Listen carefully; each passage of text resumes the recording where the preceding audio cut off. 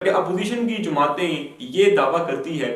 کہ 27ویں آئینی ترمیم کے تحت جو ہے وہ اداروں کو کمزور ترین بنا کر جو ہے وہ مخصوص افراد کو طاقتور ترین جو ہے وہ بنا دیا ہے۔ تو اس وقت 27ویں آئینی ترمیم کے تحت جو وفاقی آئینی عدالت کا فیصلہ سامنے آیا تو اس سے سپریم کورٹ آف پاکستان کا جو ایک اختیار ہوتا تھا آئینی معاملات کو لے کر وہ مکمل طور پر ختم ہو گئے۔ پاکستان میں اس وقت 27ویں آئینی ترمیم کا معاملہ زیر بحث ہے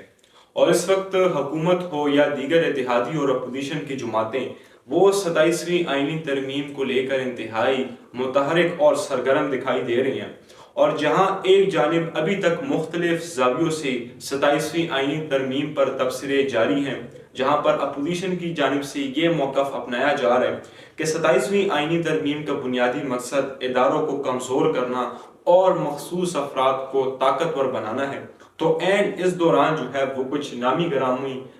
چہروں کی جانب سے 28ویں آئینی ترمیم کے حوالے سے بھی جو ہے وہ باتیں شروع ہو چکی ہیں کہ بہت جلد جو ہے وہ 28ویں آئینی ترمیم بھی منظر عام پر آنے والا ہے۔ لیکن اب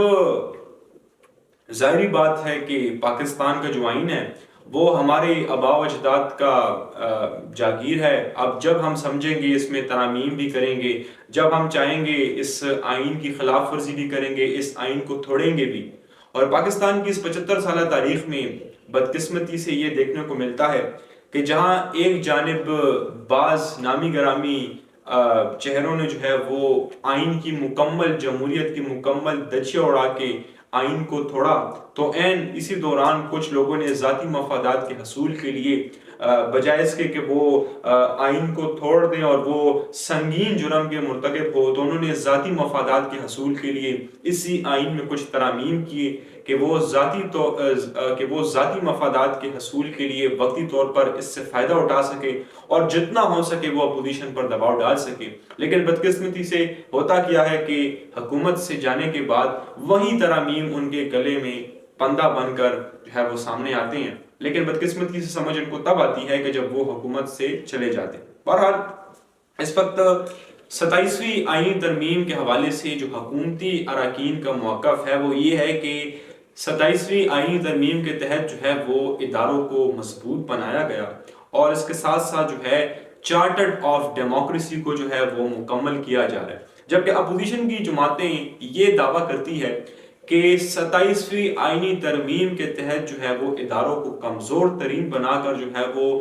مخصوص افراد کو طاقتور ترین جو ہے وہ بنا دیا ہے۔ لیکن بات کریں گے کہ آخر کار 27ویں آئینی ترمیم میں اس 27ویں آئینی ترمیم میں ایسی کون سی تجاویز سامنے آئی، ایسے کون سے بڑے اہم فیصلے کیے گئے کہ جس کے ذریعے اس وقت جو تبصرہ جاری ہے کہ اداروں کو کمزور ترین بنا دیا گیا ہے اور اس کے ساتھ ساتھ جو مخصوص افراد ہیں ان کو اور بھی طاقت جو ہے وہ دے دی گئی ہے، تو اس پر بات کریں گے۔ یہ ویلاگ جو ہے تھوڑا سا زیادہ ٹائم کا ہو سکتا ہے، تھوڑا لمبا ہو سکتا ہے، لیکن کوشش ہوگی کہ 27ویں آئینی ترمیم میں جو اہم ترامیم کی گئی ہے، جو چیدہ نکات ہے اس پر جو ہے وہ بات کریں۔ ابھی اس وقت بنیادی طور پر یہ بتایا جاتا ہے کہ 27ویں آئینی ترمیم کا جو خاکہ تھا یہ تقریباً 59 کلازز پر یعنی 59 شقوں پر یہ مشتمل تھا، لیکن آفیشل سورسز کے مطابق اس وقت تقریباً 47 اور 48 کے قریب جو کلازز ہیں، جو شقیں ہیں، اس پر اتفاق ہو چکا ہے، اور یہ ٹوٹل جو اس وقت ترامیم ہے، جو 27ویں آئینی ترمیم ہے، اس میں جو ٹوٹل کلازز ہیں اس کی تعداد جو ہے وہ آفیشلی سورسز کے مطابق 49 جو ہے وہ بتائی جا رہی ہے۔ اب اس 49 جو کلازز ہیں اس میں تقریباً جو ہے وہ 70 سے لے کے 60-70% کا جو وہ ظاہری بات ہے جو فیصلے ہیں وہ اس وقت پاکستان میں آئین کے سٹرکچر کے حوالے سے کیے گئے ہیں۔ یعنی اس وقت ہم یہ سنتے آ رہی ہیں کہ پاکستان میں سپریم کورٹ آف پاکستان کا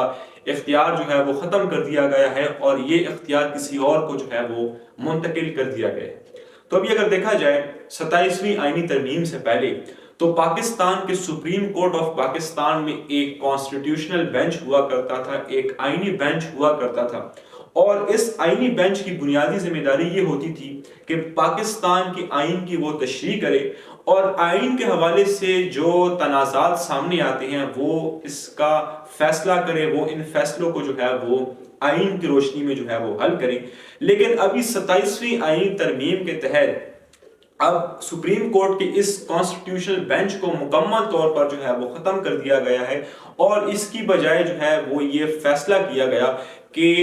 فیڈرل کانسٹیٹیوشنل کورٹ کا قیام جو ہے وہ عمل میں لایا جا رہا ہے، یعنی وفاقی آئینی عدالت constitutional bench of supreme court of Pakistan کو ختم کر کے ایک الگ وفاقی آئینی عدالت جو ہے وہ بنائی جا رہی ہے۔ اور اس وفاقی آئینی عدالت کی بنیادی ذمہ داری یہ ہوگی کہ وہ آئین کی تشریح اور اس کے ساتھ ساتھ آئین کے حوالے سے جو تنازعات ہوں گے وہ اس کو حل کریں۔ اور یہ موقف اپنایا جا رہا ہے کہ چونکہ پاکستان میں زیادہ تر جو کیسز تھے وہ آئین کے حوالے سے ہوتے تھے، تو سپریم کورٹ آف پاکستان کے لیے اس کو حل کرنا ایک چیلنج سمجھا جا رہا تھا، تو اس وجہ سے یہ ضرورت محسوس کی گئی کہ ایک الگ کانسٹیٹیوشن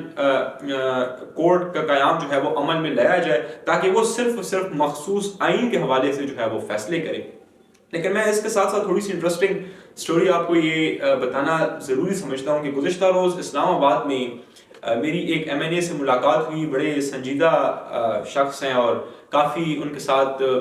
میڈیا ٹائم میں ان کے ساتھ انٹرویوز وغیرہ بھی ہوا کرتے تھے۔ تو ان سے میں نے سوال کیا کہ حکومت نے کیوں محسوس کیا کہ سپریم کورٹ آف پاکستان کے کانسٹیٹیوشنل بینچ کی بجائے جو ہے وہ ایک وفاقی آئینی عدالت کا قیام جو ہے وہ عمل میں لایا جائے۔ تو موصوف نے مسکراتے ہوئے کہا کہ سادہ الفاظ میں بات ایسی ہے کہ اکثر اوقات جج صاحبان جو ہے وہ اسٹیبلشمنٹ کے دباؤ میں آ کے وہ ہمارے خلاف مقدمات کرتے تھے، پریشر میں آ کے وہ جو ہے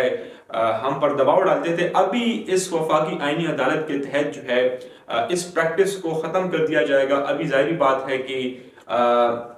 وفاقی آئینی عدالت کے تحت جو ہے وہ یہ تمام فیصلے جو ہے وہ حل کیے جائیں گے، اور جج صاحبان کی طرف سے جو ہے وہ دباؤ بھی نہیں ڈالا جائے گا حکومتی اراکین پر۔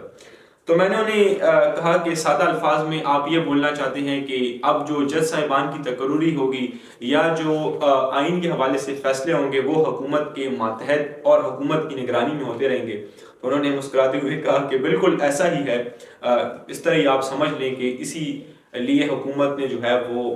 شاید اس کی ضرورت محسوس کی ہو۔ بہرحال اس وقت یہ جو 27ویں آئینی ترمیم میں یہ فیڈرل کانسٹیٹیوشنل کورٹ یعنی وفاقی آئینی عدالت کا فیصلہ سامنے آیا ہے، تو اس کے بعد جو ہے ابھی سپریم کورٹ آف پاکستان کے ساتھ جو ایک سموٹو ایکشن کا پاور ہوتا تھا، جو آئینی مقدمات کے حل کے لیے وہ اقدامات کرتے تھے، جو اختیار ان کے ساتھ ہوتا تھا، اب وہ اختیار ان سے ختم کر کے جو ہے وہ ایک الگ جو فیڈرل کانسٹیٹیوشنل کورٹ بنایا جا رہا ہے، وفاقی آئینی عدالت بنایا جا رہا ہے، تو یہ اختیارات ان کے پاس ہوں گے، اور اس وفاقی آئینی عدالت میں جو جج صاحبان ہوں گے ظاہری بات ہے